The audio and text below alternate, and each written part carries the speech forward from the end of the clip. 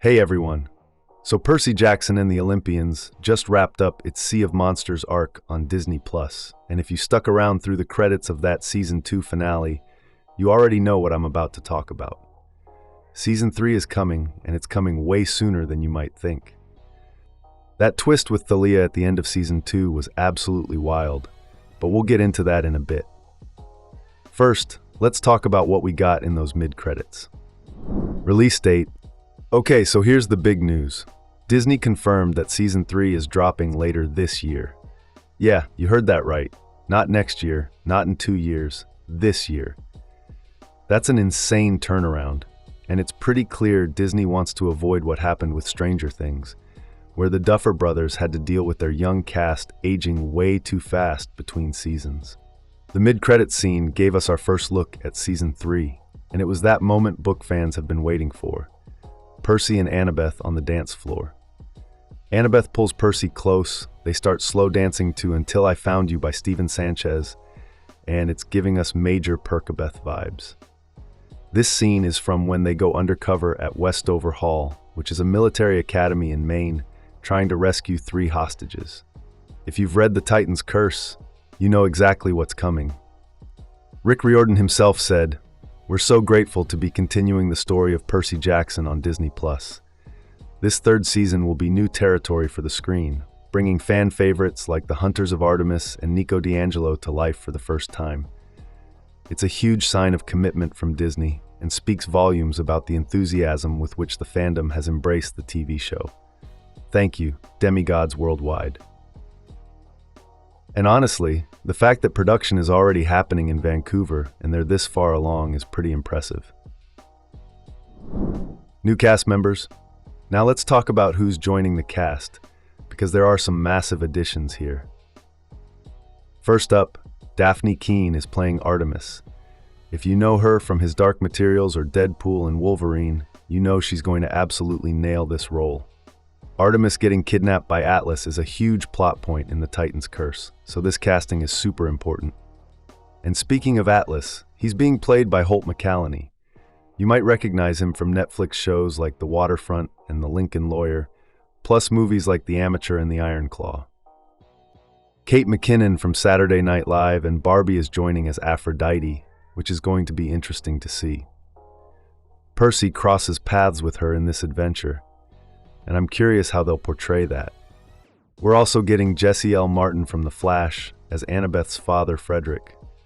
Finally getting to see that family dynamic explored on screen. Sarah Chowdhury from The Muppets Mayhem is playing Zoe Nightshade, who's Artemis's top lieutenant, and David Costabile from Billions is playing the villainous Dr. Thorne. And here's the big one for book fans. We're finally meeting Nico and Bianca di Angelo, the children of Hades. Levi Chrysopoulos is playing Nico and Olive Abercrombie is playing Bianca. These characters become so important to the overall story, so I'm really excited to see them brought to life. Returning cast. Of course, Walker Scobell, Leah Sava Jeffries, and Aryan Simhadri are all returning as Percy, Annabeth, and Grover. Tamara Smart and Charlie Bushnell are also coming back, which makes sense given their roles in the whole Kronos versus Olympians conflict.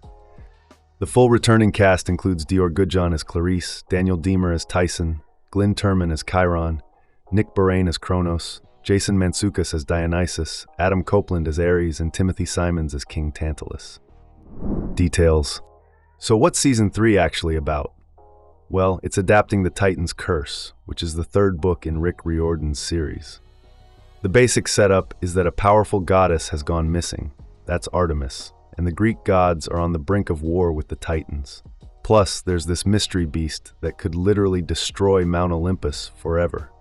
No big deal, right? Percy needs help this time, and he's found 2 powerful demigods for the job. But here's the problem. There's a prophecy that says not all of them will survive.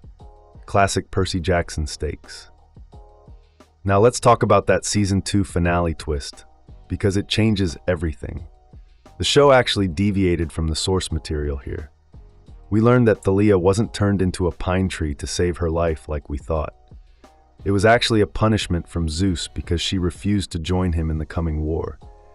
She literally said she'll never be a weapon, and Zeus turned her into a tree for it. That's dark. This adds so much tension to the great prophecy. Is it going to be about Thalia or Percy? And which side of this war are they even going to choose? Book accuracy. Walker Scoble has already been hyping up Season 3, and he told the Direct something that should make book fans really happy. I think Season 3 is the most book-accurate season we've had yet, just from watching it. The book is just perfect to break up into 8 episodes, so it's just really worked out so far, and I've been really happy with it. That's reassuring, especially after some of the changes in Season 2. It sounds like the Titan's Curse structure just naturally fits the 8-episode format. Trailer. As for a full trailer, we don't have one yet. But Disney did officially release that mid-credits footage online, the Percabeth dance scene. So if you missed it during the finale, you can check it out now. Look, the fact that we're getting Season 3 this year is huge. The show's been a breakout hit for Disney+, and they're clearly committed to getting these books adapted as quickly as possible, while the cast is still the right age. With fan favorites like the Hunters of Artemis and Nico di Angelo finally showing up, plus all these incredible casting additions, Season 3 is shaping up to be something special. What are you most excited to see in Season 3? Let me know in the comments below. And if you enjoyed this breakdown, make sure to like and subscribe for more Percy Jackson content. I'll see you in the next one.